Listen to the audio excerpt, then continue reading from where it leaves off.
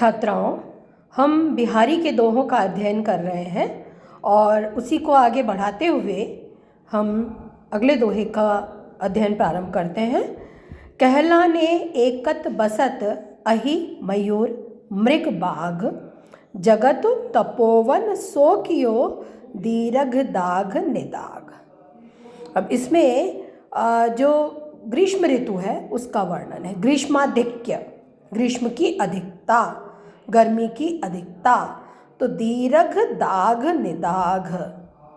तो ग्रीष्म का जो तपन है, अत्यधिक जो गर्मी है, अत्यधिक तपन है, उसने इस संसार को तपोवन में बदल दिया है।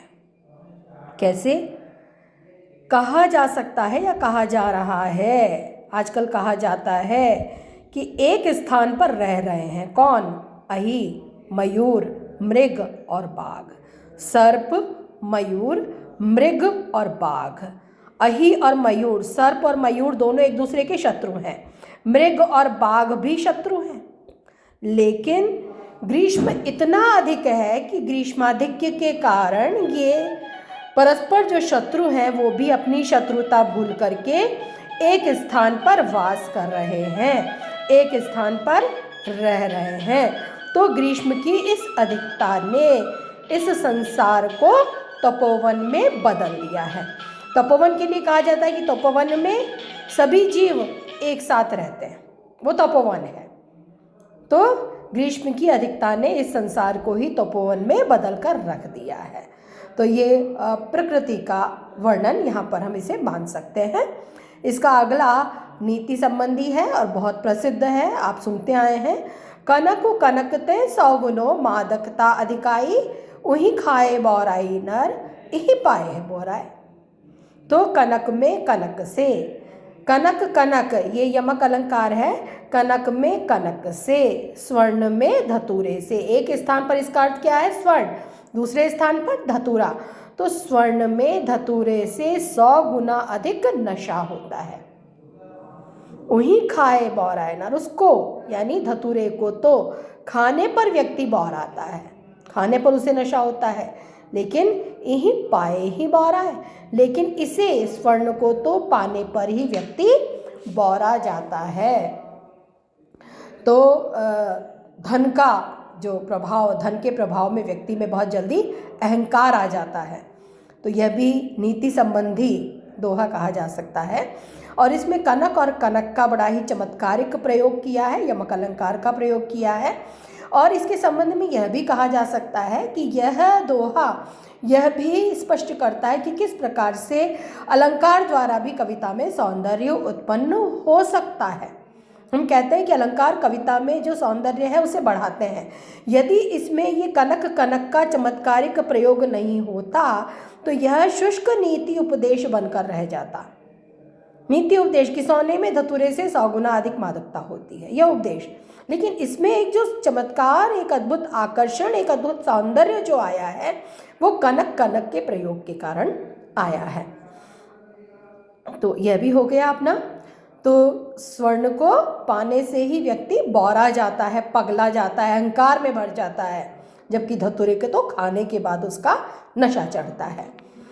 इसका अगला लेते हैं हम। को कही सके बड़े नु सो, लखे बड़ियो भूल, दीने दई गुलाब को इन डारन में फूल। अब बड़ों की बड़ी भूल को देखकर भी उसे भला कोई कैसे कह सकता है? बड़े लोग बड़ी बड़ी भूल कर दें, बड़े नु सो, बड़ों से, लखे बड़ियो भूल, बड़ी भूल को देखकर भी कोई भला कैसे कह सकता है? क्या कह सकता है? दीने, स्वयं भगवान ने, दई गुलाब की इन डालियों को वे फूल प्रदान किए हैं। तो कहाँ तो गुलाब के वो फूल और कहाँ गुलाब की ये डालियाँ। कैसी डालियाँ? कटीली डालियाँ। लेकिन फूल इतना सुंदर, इतना नाजुक, इतना कोमल फूल है, वह उन कटीली डालियों पर लगता है। तो विधाता ने कैसा यह विचित्र खेल रचा है कि गुलाब की इन कटीली डालियों को वो फूल दिए हैं, लेकिन बड़े लोगों की बड़ी बड़ी भूल पर भी भला कैसे कुछ कहा जा सकता है। तो यह भी नीति संबंधी दोहे में ही लिया जा सकता है। इसका अगला जो बिहारी का दोहा है वो बहुत प्रसिद्ध है और उनकी बहुत प्रसिद्ध अन्योक्ति है यह। नहीं परागु नहीं मधुर मधु, नहीं विकास इहि काल, अली कली ही सौ बंध्यो, आगे कौन हवाल। यह बिहारी की प्रसिद्ध अन्योक्ति है।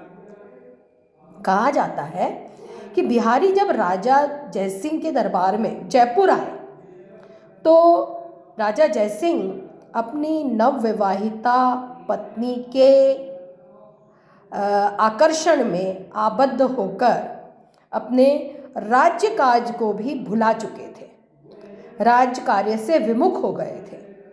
तो ऐसे समय पर उन्हें उनकी स्थिति का बोध बिहारी ने इस प्रसिद्ध अन्योक्ति द्वारा करवाया था। अलंकारों के प्रकरण में भी हम इसकी चर्चा कर चुके हैं और अन्योक्ति अलंकार कहाँ होता है मैं आपको समझा चुकी हूँ, एक बार फिर दोहरा देती हूँ। जहाँ पर अप्रस्तुत द्वारा प्रस्तुत का बोध कराया जाता है, यानी जो स्थिति सामने नहीं है लेकिन वो बता करके जो सामने स्थिति है उसका आभास कराया जाए, उसका बोध कराया जाए, उसे महसूस कराया जाए कि तुम्हारी यह स्थिति है, तो वहाँ पर अन्योक्ति अलंकार होता है। तो यहाँ बिहारी राजा जयसिंह को सीधे सीधे न कह करके कली और भ्रमर के माध्यम से समझाते हैं। कली और भ्रमर के माध्यम से कहते हैं, नहीं परागु नहीं मधुर मधु, नहीं विकास इहि काल। अभी यह कली है, न इसमें पराग आया है, न मधुर मधु ही इसमें आया है, न ही अभी इसका विकास हुआ है। लेकिन अली हे भ्रमर कली ही सो बंध्यो, तो कली से ही इस प्रकार से बंध गया है, बिंध चुका है, कली के प्रति इतना आकर्षित हो गया है। आगे कौन हवाल, कि आगे तेरी क्या दशा होगी। तो भ्रमर को संबोधित करते हैं कि अभी तो ये कली है, अभी इसमें मधु नहीं आया, पराग नहीं आया, इसका विकास नहीं हुआ, अभी तेरी यह दशा है तो क्या दशा होगी। हे मनुष्य, यह जो नायिका है, यह जो स्त्री है, यह जो तेरी पत्नी है, यह अभी कली सदृश है, अभी अल्पायु है, अभी इसके यौवन का विकास नहीं हुआ। अभी इसकी आयु जब बढ़ेगी इसके यौवन का और विकास होगा, यौवन की महक इसकी बढ़ेगी, यौवन का उन्माद इसका बढ़ेगा और यह और अधिक सौंदर्य को प्राप्त करेगी, तब तेरी क्या दशा होगी। जो अभी अल्पायु है, अभी इसके यौवन का आगमन नहीं हुआ है, अभी यौवन का सौंदर्य इसमें नहीं आया है, अभी यौवन के अनुसार एक मधुरता और आकर्षण इसका नहीं बढ़ा है, यौवन की महक इसमें नहीं आई है, अभी तेरी यह दशा है तो आगे तेरी क्या दशा होगी। और यह भी इतिहास प्रसिद्ध है, कहा जाता है कि राजा जयसिंह को उनकी स्थिति का बोध करवाने के लिए जब बिहारी ने यह अन्योक्ति कही तो राजा जयसिंह उससे इतने प्रभावित हुए कि बिहारी को उन्होंने यहीं अपने दरबार में रोक लिया और बिहारी के प्रत्येक दोहे पर स्वर्ण मुद्रा उन्हें पुरस्कार स्वरूप दी जाने लगी। इस अन्योक्ति के पश्चात उन्हें अपनी स्थिति का बोध हुआ, वे पुनः राज्य कार्य की ओर उन्मुख हो गए और यह एक इतिहास सिद्ध उनका दोहा है जो बहुत प्रसिद्ध है और ये प्रसिद्ध अन्योक्ति है। बिहारी के संबंध में जब आपसे प्रश्न किया जाता है तो अलंकार संबंधी प्रश्न भी पूछे जाते हैं, तो इसलिए बिहारी के दोहों में जहाँ जो भी अलंकार आ रहे हैं उनका आप ध्यान रखिए और जब उनकी अलंकार योजना के संबंध में आप बताएंगे तो उनके उपमानों के बारे में भी बताएंगे और ख़ासतौर से उनकी अन्योक्तियाँ बहुत प्रसिद्ध रही हैं उनके संबंध में भी आपको बताना है। तो यह दोहा भी अब हो गया, तो इस वीडियो को हम यहीं विराम देते हैं, आगे की चर्चा हम अगले वीडियो में